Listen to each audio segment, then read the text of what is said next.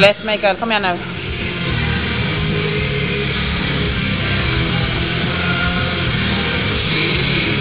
Kom igen. Kom igen. Härligt. Lätt. Detta, härligt.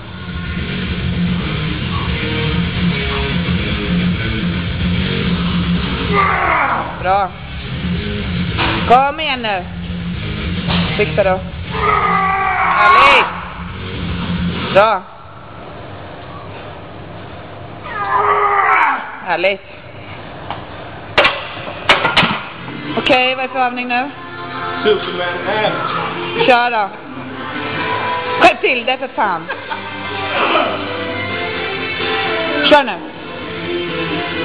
Egentligen vill jag att Mikael ska köra utan tröja som man ser, men han vill inte det. Kom igen.